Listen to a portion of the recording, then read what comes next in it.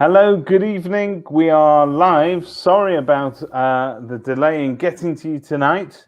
Let's just wait. We're going to wait a few seconds for the audience to build up a little bit. We are, as ever, broadcasting live to both Facebook and to YouTube as well. Okay. Rabbi Eisenberg. Hello. Good luck to you. How are you, sir? All right. Nice to be here. I keep on coming in and out. Last week I wasn't there. 2 weeks ago I was, But it's not the same without you, though. Can I say that? Thank you so much. I appreciate it. It's nice to hear that. I'd like to also say that we're in conversation with the Chief Rabbi. So Chief Rabbi's office has come to me with a date. We've not yet put it in the diary fully, but they've put forward a date, and hopefully soon we'll have the Chief Rabbi here, and we'll be able to have these conversations with the Chief Rabbi. So we're quite excited. Well, that's superb. We're all looking forward to that. Your sister poking fun of you already. Yeah. So as my sister knows, I was just on the Friendship Circle talent evening, which was absolutely amazing. Everybody performed really well, and I was wearing a bow tie, but I've taken it off. So I didn't want to put Rabbi Finchas under too much pressure by wearing a bow tie. Good evening, Rabbi Yehuda Finchas has joined us as well this evening as our guest. Rabbi Finchas is from the Torat HaBayit Institute and is an expert on medical halacha. Good evening, Rabbi. Good evening. Good evening, Rabbi Eisenberg. Good evening, David. Thank you for joining us. Now, this evening, the title of your talk is focused around genetics, design of babies, and the questions that surround that. A fascinating topic. So we're going to do things slightly differently this evening, ladies and gentlemen. What we'll do is we'll allow Rabbi Finchas to give his presentation.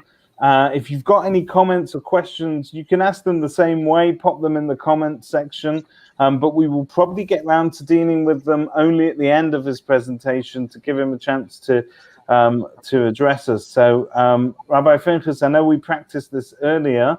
Let's see if we can get your presentation on screen, and I'll hand over to you. Sure, let me...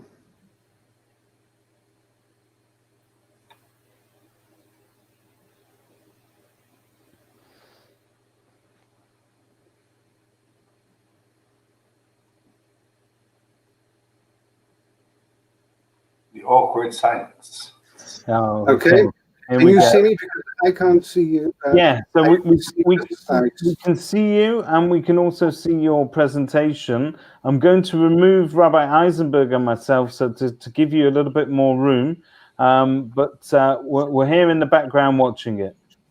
Okay, no problem at all. I only see the presentation. Afterwards, at the end, I'll probably come out so I can see you guys as well. But thank you very much, Rabbi Eisenberg. Thank you, David, for setting this up technically. The talk tonight's going to be about genetics, design of babies, and playing God. And it's a very interesting talk. I'll be giving a short introduction about DNA, genes, and chromosomes, the common genetic diseases in the Jewish community. Unfortunately, there are quite a few. But more importantly, what can be done regarding the testing, a little bit about the BRCA mutation and design of babies. Very often people will phone me up and will say, Rabbi, we have 4 little girls. They're wonderful, but we want a boy. Is there anything that can be done? And more importantly, the options for carriers. What can be done in order to avoid passing on genetic diseases to future generations? Then Matt, I'll be leaving to allow something really interesting and important. So very, very basically, in nearly every one of our cells, we have 46 chromosomes, which hold all the genetic information. They divide into many, many genes, over 20,000 different genes in our body, where they're the instructions, the codes of how our body should function, and the different types of features, whether it's eye color or hair color, and all the different millions and millions of the DNA code. And the easiest way to explain it is simply like a recipe. And if we have a look at this slide, we can see here that we're going to call them 2 recipe books. Every child has them. They're 2 volumes, one which we got from our father, one from our mother. They have 23 chapters corresponding to the 23 chromosomes from each parent. Because our mother also had the 2 volumes, as did our father. And at conception, we got 23 from our father and 23 from our mother. And this is what it looks like under a microscope. Here we have a karyotype. We have the 46 chromosomes. One set is from our father, one is from our mother, from our father, from our mother. And again, here we have the XY chromosomes, which will determine the gender. And here it's going to be a boy, XY, and otherwise XX would be a girl. And this is maybe what the Talmud in Nida says, 3 partners in creation, the God, Father, and the Mother. But what I want to be talking about at the beginning is when the recipe doesn't turn out quite so right, the different genetic disorders, and there are 3 main ones. Ones could be inherited from our mother or from our father. One are sporadic, which means that randomly occurs, and I'll explain. And others are acquired during our lifetime. So we'll start off by acquired. That means the father and the mother are totally healthy, even the baby, but you can develop some sort of mutation, let's say skin cancer, which could be too much exposure to the sun. And that is a genetic disease which is acquired over time, which it won't be inherited over to a child, even if, let's say, a mother with skin cancer is pregnant.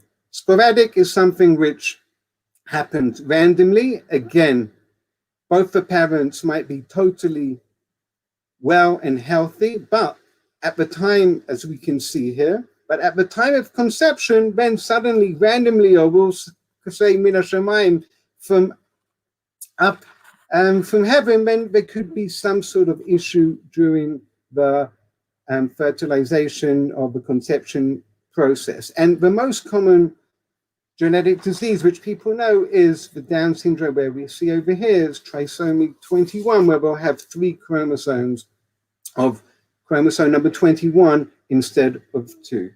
And there are other ones, and as a rabbi, this actually happens quite more than people realize. There's something called Turner syndrome, because very often people do not realize they have a genetic disease which they pass on to their children until their children were actually born. But something like Turner syndrome, and if we have a look at this slide, there are only 45 chromosomes, because this woman, instead of having 2 chromosomes, X and X, she only has 1 X. And what normally happens is there's an underdevelopment of ovaries. And why would a girl know this? Because normally most girls get their period at age 11, 12, 13, but here 14, 15, 16, nothing. And it could be for a few different reasons, but one way is, unfortunately, is Turner syndrome, and she won't be getting ovulating, won't be having a period, and won't be able to have children naturally, maybe through egg donation, which I won't be talking about at the moment. And another sporadic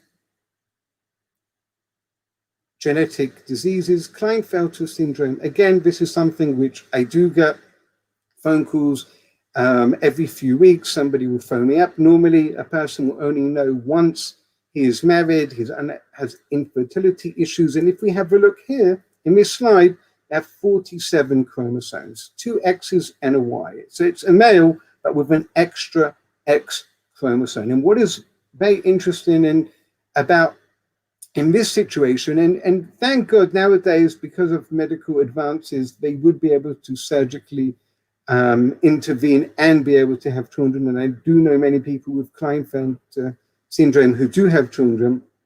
But what is interesting about this syndrome is that sometimes, because they have the extra X chromosome, the female chromosome, they do have feminine traits very often. And there's no question that this is a genetic understanding to gender dysphoria because of this extra X chromosome. But what I want to speak about and focus is about the inherited mutations and inherited diseases, and what can be done in order to solve them, or to avoid them. So I'm going to be speaking about three main types of inheritances. There are more. The dominant one. The dominant means that when you have one gene, which is either from your father or mother, which was given over to the child, that is going to be enough in order to have the disorder. I'll give some examples of that shortly. The recessive inheritance is that you need, in order to have the disease, it will only express itself if both copies are faulty genes from your mother and your father, and we'll have the X-linked inheritance. So if we have a look at this slide, we have our three little examples. In white is the unaffected. He's not a carrier and he doesn't have the disease. In gray, he is a carrier of a genetic disease, but he's unaffected. He doesn't actually have the disease. But in black, it's somebody who's going to have the full-fledged disease. And if we have a look at this slide, we see that in this situation, it's the mother. She has one of her chromosomes, which again, she inherited from her parents, most probably, will have some sort of genetic disease. And here, all the kids are going to be healthy. Why? Because and again, this is all randomly min hashamayim, two of the children are always going to be non-carriers statistically, and the other two are just going to be carriers, but because it is a recessive gene, and the father doesn't have the same genetic mutation, the child is always going to be healthy, but 50% of the time they might be carriers. Where is the problem? The problem is if both parents have the same recessive mutation. So this is like the classical Tay-Sachs example, and here we see both the mother, both the father have, let's say, the Tay-Sachs gene. So there's going to be statistically a 25% chance that the child is going to be totally healthy and a non-carrier. There's going to be a 50% chance that the children are going to be carriers, but they're also going to be unaffected health-wise by the actual disease. But there's going to be another 25% chance that the child is going to be actually affected. And that's like the classical Tay-Sachs. Here are a few examples. It could be cystic fibrosis, Tay-Sachs, Gaucher, Canavan disease, which are quite common, unfortunately, in the Jewish Ashkenazic population. The dominant genetic disorder means that it's enough that you have one parent with the actual disease, and just one faulty gene is going to make the child have that disease. And here we see that the father, for example, he is a holder of the dominant disease, let's say Marfan's disease, and therefore it's going to be a 50% chance, regardless of whether the mother is unaffected or not, the child is going to have a disease. So that's like with Marfan's, Huntington, and also the BRCA mutation as well is a dominant mutation. And that is something really important to understand. It doesn't mean that you'll definitely have the cancer, but the actual cancer gene is dominant and it will go from generation to generation, just as long as one parent is the carrier, whether it's the mother or the father. In fact, last week, I had a question that a young father found out that his mother is a carrier of the BRCA genes, and he wanted to check that maybe he has it because he doesn't want to pass it on to his children as well. What can be done? And like I said, that will be discussed at the end of the presentation. What is very interesting is that we also find some connection to Gemara, which I'll talk about shortly, is the X-linked recessive. So we know that a mother has two X's. She always passes on the X to the mother, to the son, or to the daughter. The father is either X or Y. And if it's XX, it's going to be a female. And if it's XY, it's going to be a male. So since the mutation is just on the X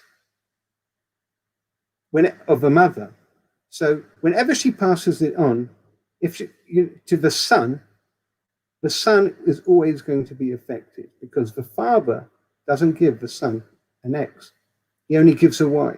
But there's going to be a 50% chance of the mother passing it on to one of her sons, but to her daughter, either it's going to be a healthy one, like we have over here, or it's just going to be one who's going to be a carrier. And so, for example, we have something called Fragile X syndrome, which very often can cause some sort of autism. And in families where the mother has Fragile X, they often, you'll find that it's just the sons who suffer from autism and not the daughters because of that, because the mother can only pass it on genetically to the actual sons. And we see something interesting because it's also hemophilia and other types of genetic diseases which are also linked to the X chromosome of the mother. And the actual Talmud in our translate talks about a situation where a mother had a boy and they had Brit Milah, and unfortunately the baby died, and it happened again. And the rabbi said, that's it, no more. If it happens twice or 3 times, it's not going to be no more Brit Milah, because unfortunately they died from having the circumcision.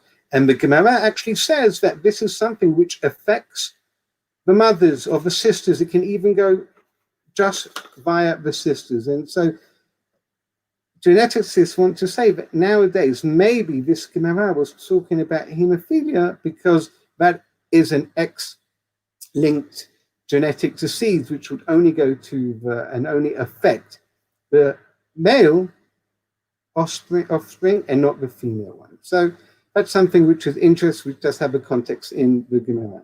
But what can we do practically? Unfortunately, there are so many. And if we have a look here, Gaucher disease is 1 in 13 in the Ashkenazic Jewish community. Tay-Sachs is in 1 in 25. Cystic fibrosis, 1 in 25. If we saw before, Turner's syndrome is, let's say, 1 in 2,500. But from this slide, we can see many are very, very common. And unfortunately, many of them are also fatal. There are close to 100 diseases which are specific to the Ashkenazi Jewish community, which happens to be more than any other ethnic group in the world. Here's a list which I just copy and pasted onto these slides. And I'm not going to go into how it started. That's not so important. I want to talk about what can be done to stop it. What is important to know that also with Sephardic genetic diseases, they still have, they're not as common and maybe not as deadly, but each different type of Sephardic group and community have their own. These are the Syrian Jewish communities, these are the Persian Jewish community, and the Moroccans. So each individual community will have their own specific genetic problems, which they find at a much higher ratio than other Jewish communities. So the question is regarding, the genetic testing before getting married. So everyone's heard about an organization called Doya Shabbat, and what they do something which is very interesting. They don't check for all the different genetic diseases, but they check the most common, the most deadly, and the uncurable diseases. And the reason why they do that is because they really catered for the Orthodox or ultra-Orthodox communities where they'll get married in Shidduchim. This is the slide which we saw before. And basically, they don't want these two people to get married together because they're both carriers of the recessive gene, like Tay-Sachs, cystic fibrosis, and there is a 1 out of 4 chance, statistically 25% chance that they're going to have a child with Tay-Sachs. And what they tried to do, and they did this successfully, was that at the shidduch stage, before they actually decide to get married, let's And before they've had this connection and this bond where, you know, they can still say no and look for somebody else, they wanted to try and split these genetic carriers from one another. And, you know, to a great effect, it has worked remarkably well, because at one time it was so common for people to have children with poseks in the Ashkenazi community. And now I speak to doctors and they tell me for years, for some doctors tell me for a decade or two, they haven't even heard of a case of poseks. And that is primarily because of the genetic testing. But what people do need to know is that it's not suitable for everyone, because they will do closed testing, i.e. they won't tell you what tests they do, or, you know, if you have found if one of you are a carrier of a genetic and recessive gene. It's only if both of you are carriers.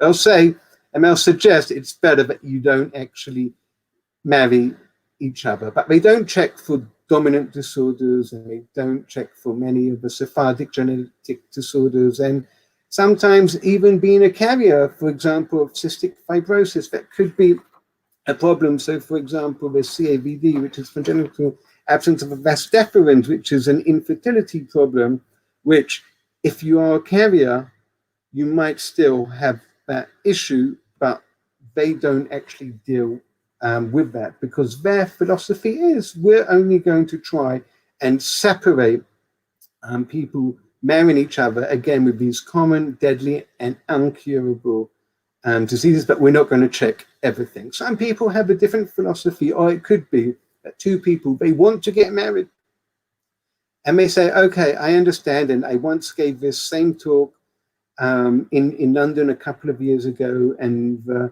head geneticist of Doya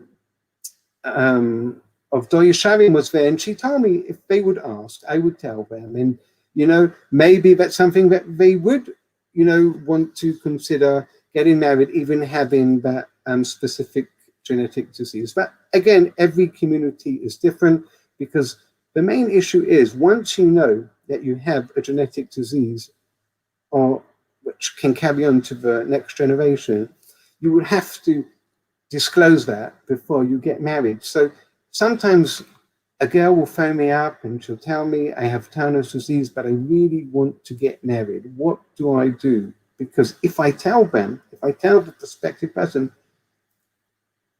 no, most probably they won't want to get married, because I have this infertility issue, which I know about already before I get married. And she feels that if she doesn't disclose it, you know, that she's hiding something so big. And unfortunately, many, you know, couples do end up getting divorced because of that soon after the marriage, because they felt that they kept, you know, a secret which was far too big to keep away. That was something which was important to disclose, and also halachically that would be a big issue. So what can you do in such a situation? But before I get back and give some practical examples, this question was actually asked to Rabbi Feinstein. But Moshe Feinstein was the leading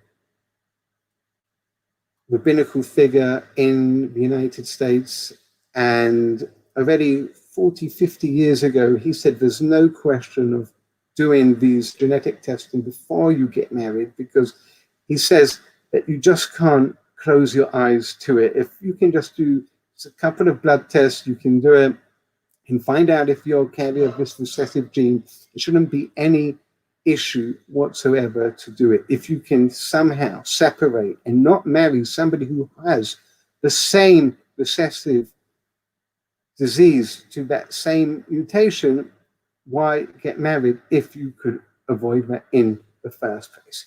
But I just want to speak briefly about the BRCA gene. Again, in the general population, it's, let's say, 1 in 300 or 1 in 800 people who have it. With the Ashkenazi population, it's 1 in 40, a very, very high statistic, unfortunately.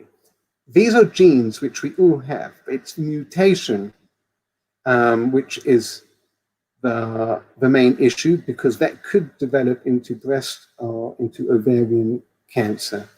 And like I said, 1 in 40 Ashkenazic Jewish people have either one of the BRCA 1 or 2 genes. And this is going back to the original slide, which is talking about the dominant one parent needs to have it and they can pass it on.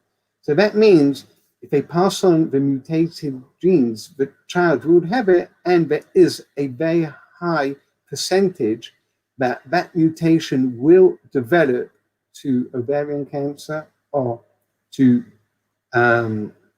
breast cancer. And this is a really difficult and ethical and just sleepless nights for many couples, unfortunately, what to do, because you could have a mastectomy and have the ovaries removed in order to prevent it by quite at 90%. But obviously that is a difficult decision which which a couple have to make. And like I said, and it's a very, very difficult dilemma. And should you tell your siblings, and should you tell your children? When should you tell your children? I said at the beginning of the talk that I had a phone call that a gentleman phoned me up. He hasn't been married for long, but his mother told him that she has the that mutation, the BRCA mutation, and he wanted to know, what can he do? He doesn't want to have children at the moment, because even though the chances of a man having breast cancer is very, very small, but he can definitely pass it on to his daughters or his sons. And there used to be a question, and I'm getting to the end of the actual presentation, of, is there a mitzvah? What happens if you do want to get married and you know that you both are carriers of tay-sex? Is there an obligation still to have children? When you know there's a 1 in 25% chance of having a child with tay-sex. And the truth is, nowadays, this question can be answered medically, because it's what we call designer babies. So designer babies is in a way where we talk about, can we choose the different eye color? Can we choose the different hair color? This is how it works, and this is important to understand. What I'm not talking about is, we heard a couple of years ago that there was a Chinese scientist where he did gene editing to babies, because that was different. There, what he did was he took the embryos of healthy babies and he changed the genetic makeup. He did some genetic change to the embryos of healthy babies in order that they won't develop HIV. And that was outrage around the world, even in China, because to do genetic editing to a healthy baby, we don't know what the repercussions of that was going to be in the future. And they were healthy, so it was completely unnecessary. Now, what we can do is something called PGD, pre-implantation genetic diagnosis. So in this slide, we see a picture of an embryo. This is done by IVF, where they have an embryo at about 5 days old. And what they do is they have a biopsy of just one cell. And then they check that cell to see, and they can check the whole DNA. Theoretically, they could check if it's a boy or if it's a girl. This is what it looks like, by the way, under a microscope. This is a doctor who gave it to me. It's something really incredible. So this is an embryo at 5 days. This was done in the lab. And let's say the parents, they have the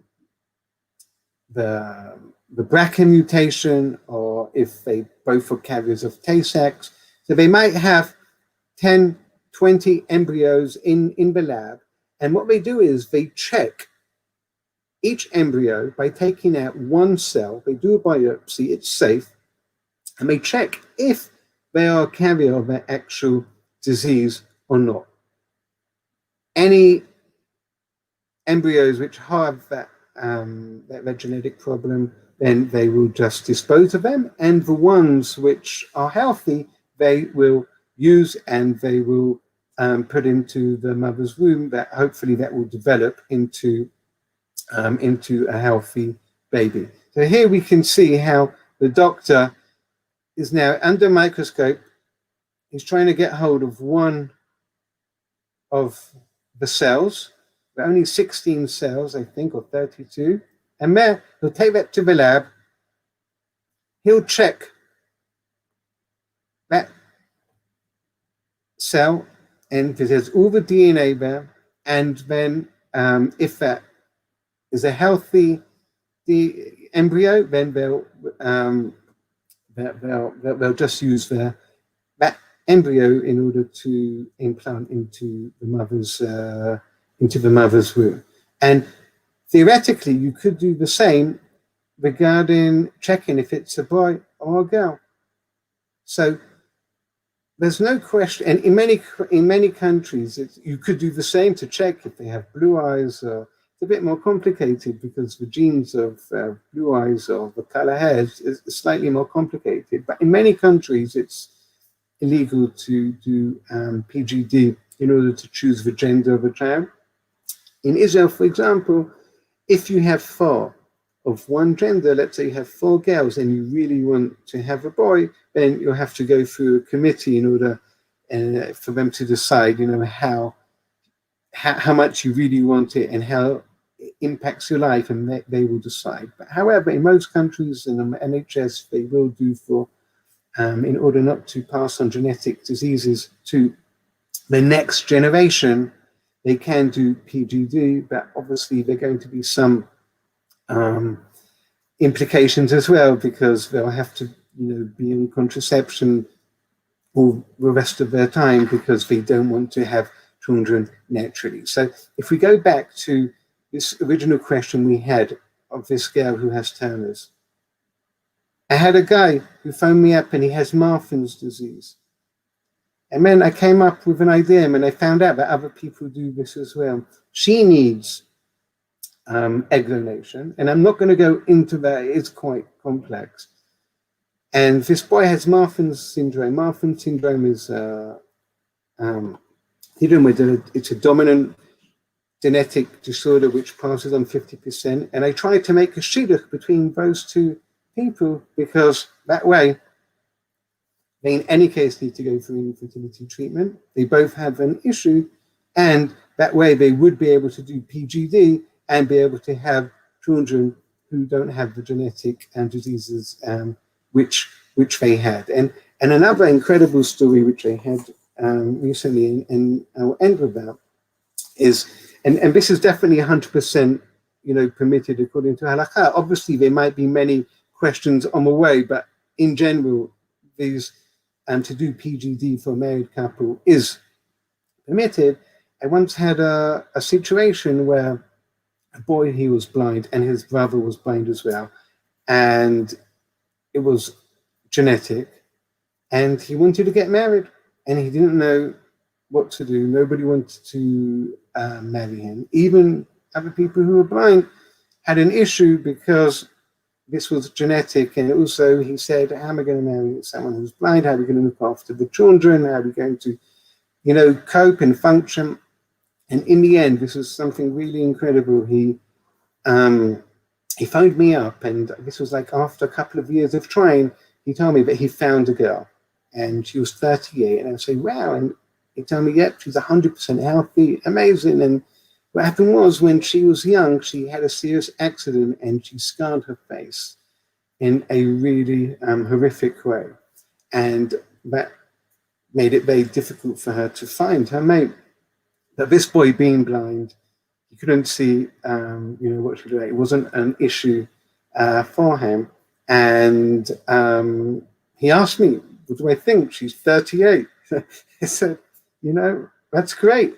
Thank God. He was much younger, but you should go for it. And I told him that you have to get married and immediately do the PGD in order to try and have as many embryos as possible, which they can afterwards freeze. And thank God they were able to have, children, many years afterwards, healthy children, because of that. So that's an amazing thing. And I'll just finish on a different note. In the Mishnah in Pirkei Avot, it says that there are 10 generations from Noah to Avraham. Asara dorot minoach ve'Avraham. That's in Mishnah 2. In Mishnah 3, it says the 10 nisyonot nitnisa Avraham Avinu. Avraham Avinu had 10 challenges, the 10 trials and tribulations which Avraham Avinu had. There's an interesting difference between these two Mishnah. And this was asked by the Chaim Volozhin, the famed disciple of Gaon Vilna Gaon, because in the first Mishnah, they just call him Abraham. In the second Mishnah, they call him Avraham Avinu, our father Avraham. Why the change? Either call him Abraham in both of the Mishnah, or Avraham Avinu, why the change? And then the Chaim Volozhin says something really incredible. He says, and this is really important for us to understand. He talks about there's a Jewish DNA which we can also pass over to our children as well. And he said that Avraham only became an Avraham Avinu. He only had that title of Avinu to become one of the four fathers was when he stood and overcame the challenges which he had. That turned him into Avinu. He was just a regular Avraham. When it talks about the 10 generations between Noah and Abraham, that's just genealogy. But when it comes to turning him into Avinu, into a forefather, into a founding father of the Jewish people, that is only when he managed to overcome the 10 challenges. And he says even more. He says that those 10 challenges became the actual DNA or the spiritual DNA of the Jewish people. And he explains, and we can see this so clearly, that 200 years ago, he said so many people, they want to leave everything which they have behind them and they want to move to the land of Israel, where sometimes they don't have any family there, they don't have any relatives or any real need. They might leave their occupation and the safety of their home. And he says that is where was instilled with us from the challenge of Lech Lecha. Lech Lecha me'artzecha me'moladecha me'beit avicha el haaretz asher ha'erka. The love of the land of Israel and the sacrifice which Avraham Avinu had was passed on into our spiritual genes. And then he explains all the different 10 challenges and trials which Avraham Avinu had all came from the same. Why somebody suddenly wants to become more religious, again, doesn't seem to make sense what happened. And he says again, we found out from Avraham Avinu that he gave up idolatry and from his father's house, and all the different tests which Avraham Avinu had are instilled within us. And this is something which is important as parents, that not only do we have to be careful when we talk about genetic diseases not to pass on to other people, but each one of us at a high level of a parent, that our kids, they see us and they learn from us when we're challenged. And the way that we deal with challenges and the way we overcome our challenges, that is how we're going to pass on to our children as well. So that, just to end off with a spiritual genetic type of idea. So I finished here, and thank you very much. And if there are any questions. Thank you very much, Rabbi Finchas. That's fascinating. Absolutely fascinating. I'm just going to unmute Rabbi Eisenberg as well. Hello. I'm unmuted. It's okay. I'll do it myself. Thank you for that. So we've got some questions that have come in from people that have been watching. And one you briefly touched on at the beginning of your talk, where I think you were saying we weren't specifically sort of getting into the reasons why Ashkenazi Jews were more predisposed to genetic disorders, but you did mention that they are incredibly that they're much higher up on in terms of frequency than other ethnic minorities. So Sharon has asked here, how does that list compare with other ethnic groups? And I think she's talking in terms of percentages. I mean, percentages, there's no comparison. In fact, non-Jewish researchers around the world, they study Ashkenazic genetic disorders because of that. Because not only do they have the most amount of genetic disorders, they have the most fatal ones, and they're also, very common as well. And unfortunately, close to 100. It's unprecedented. They don't know why. They talk about maybe because they lived in close-knit communities and they had a small gene pool, and so all the genetic disorders just stayed within the family, and let's say they married cousins.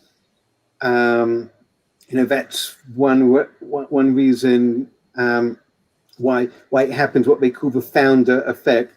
But again, nowadays, as different Jewish communities are marrying within each other, so the genes pool is spreading. And like I said, many people are, because they will do genetic testing or they will do shiurim before, something similar. So they have managed to keep at least the illnesses out of the community. And like with the BRCA mutation, like I said, this father was really considering of just having his children via PGD, and in that way he will be able to stop at least that mutation from his descendants.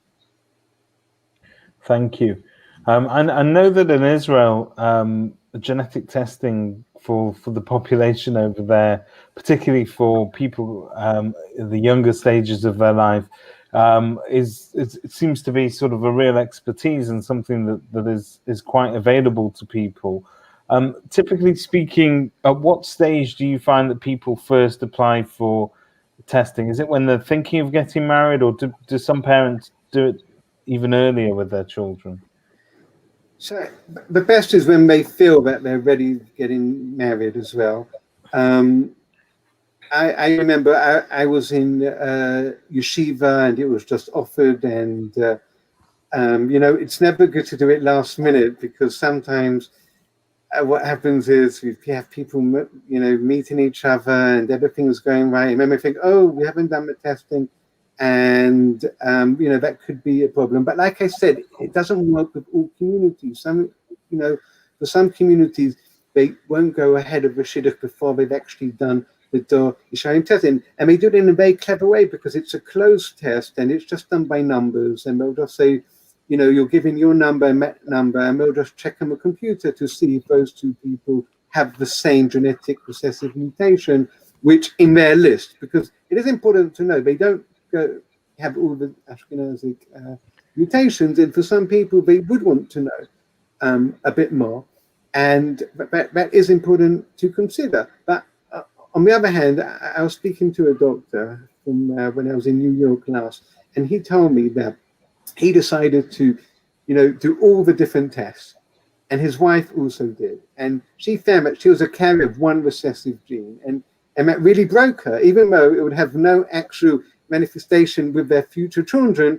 So but she was like crying for days and weeks on end afterwards. So everyone has to weigh it up. It is important to get all the information, and I think based on who you are and your personality and the community which you come from and how you meet your prospective partner, it's going to depend on that. So there isn't a one size fits all for everyone. As far as I remember, when we did the shiurim, I did it when before I met my wife. I did it much before that, and whenever I went out, we always used to check up. But they don't actually tell you whether you are a carrier or not, because of that thing that you just mentioned. They actually don't let you know the result. You just get to ask, say number A with number B, and they say either yes or no. But they won't tell you who was the carrier and who wasn't, and what the gene would have been that was an issue. Exactly. So if they tell you you can get married, that all that means is that you don't have the same genetic recessive disorder. You might both have a different genetic recessive disorder. Right. But if they tell you you can't get married, then you know you have one of those 20 genetic and recessive disorders. So if somebody did want to test, or if they wanted to still get married, they said, we don't care, we want to get married. They can find out, they can theoretically just go to any genetic testing and find out, if they have any mutations and just, see the list, which ones match. And then they can decide, do we still want to take this risk and marry each other? It might not be such a severe problematic disease. Or, like I said, they might decide, let's go and we'll have PGD. Okay, just looking at some of the other questions that have come in, we'll go through in order. Kate Laurie, good evening, Kate. Rabbi Finchas, what happens to the remaining healthy embryos from a halachic perspective? So I'm presuming that's after the Okay, that's a great question as well, and this can be to anyone who's having IVF, infertility treatment. It's always good to keep the healthy embryos. Not every embryo is going to, after they return it to the mother's womb, will it actually end up with a live birth. So it's always good to keep them. At the end of the day, many people will phone me up and will say, Rabbi, we're already in our 40s and we have, thank God, 3-4 kids, but we still have some embryos in deep freeze in some hospital anywhere around the world where they're phoning me from, and we have no use for them anymore because the time has come that we're not unable to have any more children at this age, and there isn't an actual problem of having them destroyed. I wouldn't give them to somebody else, and there isn't a problem. It's not considered an abortion because they're not actually in the womb of a mother. That wouldn't be an issue. Okay, so sort of on a similar theme, but a little bit more sort of complex. Russell Cooper, good evening, Russell. Is it permissible, according to halacha, for a woman to have a pregnancy termination if she's told that she's carrying a fetus that has a genetic mutation? And he's given an example of one particular one there. Okay, so this is a very complex question. I just deal with briefly because on the one hand, we don't discriminate between different types of diseases. Just because somebody found out that they have a child, there are many people, they have children with Down syndrome, and it's the love of their lives, and it turns the whole family just for the positive. So, and definitely in halacha, we don't find that you can discriminate just because there's a genetic disorder. Unfortunately, these are quite common, and no one, and I tell people as well that we don't know if a child will be born, even if you can check if they have Down syndrome, for example. We don't know if they're going to be deaf, blind, if autism, and so many things. They're going to be clever. We don't know so many things what's going to happen. So there will definitely be an issue of playing good, and it's definitely going to be a problem having an abortion. However, there could be situations where, for example, if the mother already suffers, let's say, from severe depression or from some serious mental health issue, and that is going to affect her health in a serious way, her mental health, where she could cause harm to herself, then that would have to be looked at differently, because we normally only allow an abortion according to Jewish law if there's going to be a danger to the mother. So, for example, if she has some heart issue, or a woman with one kidney and she wasn't allowed to get pregnant, and for whatever reason she became pregnant, and it's going to cause, put her in danger, that would be permitted according to halacha. So if there are severe mental health issues as well, that is something which should be looked into, needs to be evaluated by a psychiatrist and speak to Rabbanim case-by-case basis. But generally, this answer would be no. So does that also make a difference, if I remember correctly, as to how long ago the implantation was? So if the fetus was under 40 days, it would be a lot. So you're not going to know, unfortunately, Down syndrome before. So that's another great question, but you're not going to find out within 40 days if the fetus is Down syndrome. Not as of today, because many of these tests can only be done at a later stage. Because in order to know that, they'll have to actually do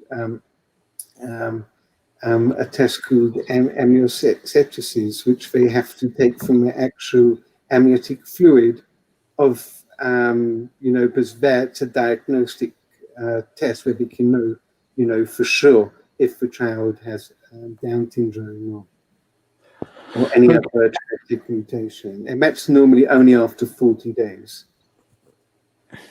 So taking this question further, I'm going to throw these two questions together because they're connected. Dr. Adam Sugar, who very kindly introduced us, so he's here this evening. Adam asked, taking Russell's question one step further, what is the halacha if we find a non-viable fetus, chas v'shalom, that would die in utero? Okay, so that's a great question, and thank you, Dr. Sugar, for making this shidduch. And so that would be different. If we know for sure, if, for example, sometimes with trisomy 18, they know for sure that the child is or sometimes a child is, they can see already that they don't have the skull of a child, and they can see in the ultrasound the actual brains of a baby or leaking into the amniotic sac. And 100% we know that there's no chance of reaching term or reaching birth. That would be different, but we don't need a woman to go through now. Let's say she found out at 20 weeks, halfway through pregnancy, now to wait another 20 weeks where we know for sure it's not going to last till term or come out alive, and that wouldn't be a problem. But that needs to be, again, diagnosed really carefully as well, because that doesn't always actually happen. Now, that would be a situation where it would be permitted. We had a question from Miriam, but I believe you've answered most of it. I just wanted to add something onto that. So she's obviously asked, why do Ashkenazic Jews have so many genetic mutations? I know that there are studies still ongoing as to the offspring of survivors of very traumatic incidents such as the Holocaust, that they realized that there seemed to be a certain prevalence amongst their offspring in certain genetic mutations or genetic disorders or illnesses. And that there was some sort of question that I read being discussed about traumatic events and how that alters us physically. Is that something that you've sort of done research into, or? I don't think a traumatic event is going to alter, we're talking about, genetics for generations. It's not something which just happened recently because of the Holocaust or before. They're just simple, like I said, it was like the recipe, for whatever reason, so many mutations and so many diseases, from the founding fathers and mothers of the Ashkenazic Jewish population. They obviously had those issues which just continued to pass down. Fantastic. Rodney Barkley, good evening, Rodney. Rabbi Finchas refers to from kids having tests, but would he recommend all Jewish kids to get tested? And second question, which is to Rabbi Eisenberg, does Rabbi Eisenberg recommend that kids getting engaged in our community get tested?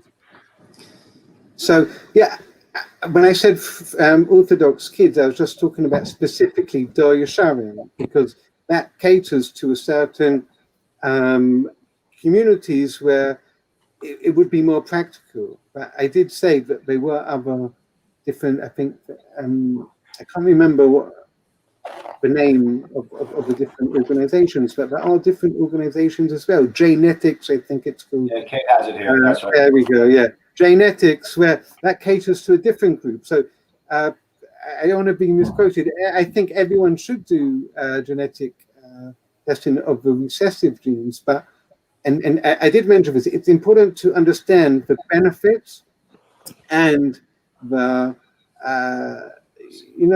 unfortunately, the cons and pros to both of all the different organizations. That's for sure. If people think they're going to have kids who are going to be 100% healthy and clever and no problems, then we can't actually rule that out. Each organization around the world, but every country has different ones, has their advantages and disadvantages, and everyone has to, see what is best for them. But I definitely think that some sort of genetic testing should be done, but I'll pass it over to Rabbi Eisenberg. Yeah, so I know that Mrs. Lewis, who runs Genetics, has spoken to my wife about this extensively. I think they had a meeting with all the Rebbetzins. I would say that I can understand from having heard what Rabbi Finchas had to say and knowing that there are many genetic disorders going on, so that it would be worthwhile maybe having yourself tested. But it seems interesting to me that many people never come and ask the question. Many people just get engaged, and they've been together for years and years already. And I don't think at one point or another that people are going to stop doing what they're going to do. So I think that just the PDG or PGD that Rabbi Finchas mentioned before is quite useful in knowing and understanding that if you have people that have problems with both of them having recessive genes and they could both be carriers of something, it would probably be worthwhile having the test. Having said that, it seems that very few people come and ask me the question, and maybe that awareness, as Sharon Hood mentioned, that JNEGs are doing great work on universities to raise awareness, and it's an awareness that should be raised, because it's not only from children that can sadly, or from kids that can sadly have children that are not healthy. It's also people in our communities. If you have two recessive genes, it's two recessive genes gives you a 25% chance of somebody having that kind of a child with something that's a disability, a terrible, debilitating disability. And if we can save ourselves the hassle, it's definitely worthwhile. And we can save ourselves the heartache, it's definitely worthwhile. Some other great questions coming in. I'm just going to try and get through them. I'm conscious of everybody's time. We're coming up to an hour now. Clive Moss-Barkley, I believe we touched on it earlier, but Clive has asked again, can identified genetic disorders in the sperm or ovum cells be repaired? Well, what they do is, I don't think so. They can actually repair some. It might not be that not all the cells are going to be damaged, and that's what we try and do. We try to use the healthy ones, but sometimes it's genetic problems. So you can have something called Y deletions in the Y chromosome of a man, depending on where it is exactly. He could be genetically sterile, and nothing, nothing would be able to help that. I had a case like this. A woman from Tel Aviv phoned me up, a really heartbreaking story, that she got divorced from her husband because he wasn't interested in having kids. And so she got married, and then she told me that her second husband has Y deletions. And I asked her to send me the medical report, and it was like Y deletions where he was genetically sterile. There's nothing that could have been done in that situation, unfortunately. So I don't think you can actually fix the chromosomes of a sperm of ovum, but what you can do is you can check afterwards to see if the embryos are healthy ones or not, and to look for specific genetic problems. Okay. Further question here from Russell. You mentioned that a woman can have her ovaries frozen. Is it permissible for a man to have his sperm frozen if he is to undergo radical treatment that would affect his future ability to have children? Oh, sure, yes. So that's an important question as well. If somebody needs to go through chemotherapy, he should do that. I'm not going to go into into details, but generally speaking, that isn't a problem. And Mama, very often it actually gives him, some incentive and hope, because he knows he would still be able to have children afterward as well. So in theory, that would be permitted and sometimes, encouraged as well. But there are specific details, which I'm not going to go into now. So, but generally speaking, yes. And by the way, regarding ovaries as well, women, when we get to a certain age, unfortunately, and they're still not married, they might have issues because the biological clock is starting to slow down. So something which can be done now is to freeze the eggs. That should be done at a younger age, not wait until you're 40, but already approaching 35. That's something which could buy many years of fertility afterwards, where she can use her own ovaries at a later stage, if necessary. So, Rabbi Finchas, we didn't talk much about your specific organization, Torat HaBayit, but it's clear that a lot of your work is educational in terms of raising awareness and giving people the facts and the figures. If you don't mind me asking you how you found yourself in this particular field, and also what practical services does your organization provide to members of the public on a sort of day-to-day basis? What was the first question, say? So the first question was how you came to specialize in this particular field of halacha. So, as a rabbi, I was had many questions, and it was just something which interested me. I felt that, like you said, there needed to be a big awareness about. Unfortunately, there are many health issues, from the beginning of life until the end of life, and it's something which in rabbinics it's a very specific and it's very specific, but on a day-to-day basis. I saw a lot of pain in communities. I saw a lot of pain that people were having inside, whether it's families, whether it's rabbis who couldn't help people in their community.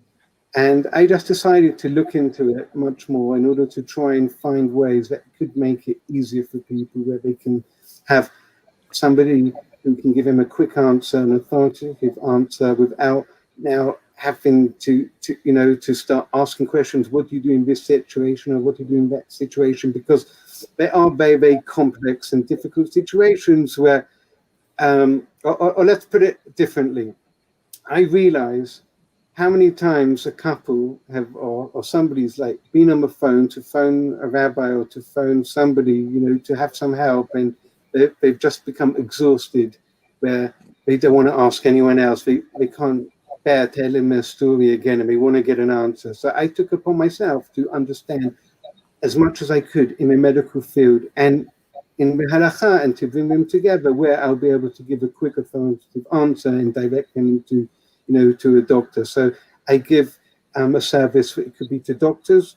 At I met Dr. Sugar actually on a WhatsApp group, where I give a lot of advice to doctors on halachic issues. It could be to rabbis, where I will share with them, you might get a question regarding infertility, but you don't really understand what this family is going through and all the difficulties.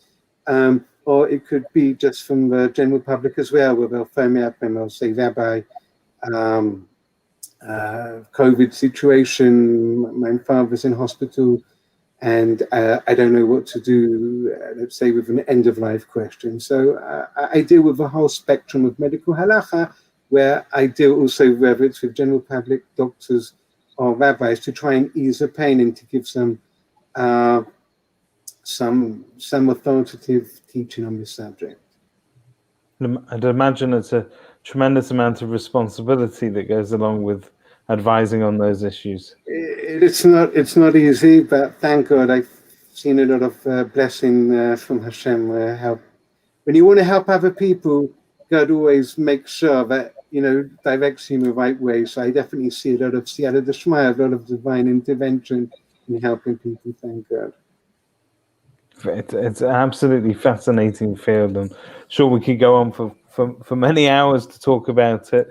Rabbi Eisenberg, are there any sort of closing statements you'd like to make tonight? Yeah. Okay. So I guess we'll give two ideas. First of all, the amazing things that Rabbi Finchas is doing was very, very interesting to hear about all the different things that could go wrong and how nowadays science has given us the ability to be able to change that. And even not to change that, but just to be able to detect it beforehand and to help people with their pain and to be able to take this kind of whole field, as you said, it's a field that's not just genetics, but it's also end-of-life questions that Rabbanim get very often, infertility, so many different questions that are almost a halachic minefield, and to have one address to go to and to be able to ask that question to someone and get an authoritative answer, somebody that knows the halacha, but more importantly also knows the science. Because very often you'll find that one person knows the science and doesn't know the halacha, and one person knows the halacha, but he has no idea what the science is all about. And both of them are going to be talking nonsense to each other. They both in their own fields know what they're talking about, but they can't really give you a marry the two up. So to have somebody who understands both sides and can marry it up, it's really great to have this organization that Rabbi Finchas has. And, I appreciate that he's come on tonight to speak to us about this. I'm sure there are a lot of other topics that he could discuss. And as you said, we could go on for hours, but that wasn't the point of it tonight. That's the first thing. The other one, which I thought was very interesting, just in the topic also of playing God. And it's been going through my mind quite a bit recently because I've been dealing with a few people that are trying to control the destiny and sometimes a little bit too much. And the feeling of, which was asked before about, I think Russell asked the question about, who was asked the question about getting rid of Russell was the one who asked the question about getting rid of a fetus with Down syndrome. And the idea that on the one hand, yes, we can understand that people want to rid themselves, so to speak, of certain trouble that might be coming their way and play God in that way. Or you want a child, that was the other discussion that we mentioned before, a child with blue eyes, a child with blonde hair, a child with green eyes. I want my child to look this way or that way, and the idea of designer babies. But I think very often we need to realize, and I think COVID has taught us this in a great way, is that God is really in charge. And you can try to run away from certain things within your destiny, but God can always throw something else at you. So if it's not going to be a child, it could be a problem with parnasa. If it's not going to be a problem with parnasa, it's going to be a problem with health. I've seen people again and again, they try to control things and they think they have A really under control because they've been worried about A for so many years, and B just crops up and hits them from left field. So that we need to realize, and I think in COVID, this is something that at least I've realized, is that you just let go. Do whatever you can. You do your shtadlus. You come to people like Rabbi Finchas to ask the questions and to find out, yes, should I be doing this? Should I not be doing this? You go to organizations like Genetics, and they might help you raise awareness and find, are we both carriers? Are we problematic? Are we not problematic? But beyond that, when we always try to micromanage our lives and try to see that I can make sure that nothing happens untoward in my life, God has ways of fixing things. And we leave it in God's hands, and oftentimes we find those problems that we thought were insurmountable, somehow they have a way of fixing themselves. They have a way of coming back to square one. You come back and you just look around and go, I don't know how this happened, but it's ordered. And so therefore, I think the one thing that I would come away with from the two things I would come away from this lecture is, number one, there is help out there. Seek the help if you need it. There are people that are experts and professionals who are caring, who are understanding, and who are knowledgeable. And if, God forbid, you or someone you know are in a situation like that, actually, David, would you be willing to flash up if somebody does want to get in touch with Rabbi Finchas, how would they get in touch with him? Could somebody... I have Rabbi Finchas' email address, if he doesn't mind me making it available to people. Address, Rabbi Finchas. What's that, say? Can we flash up your email address for anybody who would like to get in touch with you via email? I'm not your email address onto the chat so that if anybody did want to get in touch with you, they'd have a way of getting in touch with you and getting hold of you. Okay, but the best is by email. By email. Yeah, so David, if you put my email on, I'll put my email address on. Hold on. I'll send you my private chat though. There we go. It's going to scroll across the bottom now. Right, there you go. There's the email. So if you personally, God forbid, or you know somebody, God forbid, that is going through trouble, there it is. Rabbi@HaBayit.com. Please do get in touch with Rabbi Finchas. There is help out there. There are people out there that are understanding, that have the knowledge, and that have the know-how to help you. So please come forward and avail yourself to the help rather than ignoring it and suffering in silence. And number two is, let's leave some things up to God as well. If we try to plan everything, we try to control everything, sometimes we see, as we're seeing today, by trying to control everything, we end up losing control rather than gaining control. Thank you very much. Thank you, Rabbi Eisenberg. And thank you once again, Rabbi Yehuda Finchas, for joining us tonight. Thank you to Dr. Sugar for making everything happen in the background. And we actually look forward to having you back again, because I feel that there are other topics that we could discuss and so many more questions that we've got to ask you. So thank you very much for giving of your time this evening. We're really sort of appreciative of it. And there's been a lot of people watching this evening who've gained something from this. So thank you very much, Rabbi Finchas. Thank you. Thank you, Rabbi Eisenberg. Thank you, David, and Dr. Sugar as well. All the best. Keep going. Thank you, everybody. Have a great week. We will see you again next week when we'll be talking to the Board of Deputies. And towards the end of the month, right at the end of the month, I think we're going to be talking to the Chief Rabbi as well. That's not yet been confirmed, but hopefully on the 31st. Please God. Fantastic. Thank you very much. You're getting a lot of thanks here, Rabbi Finchas. So I will just pop all of these up on the screen so you can get some sort of nachas out of it as well. Lots of thank yous here. Loads and loads of thank yous.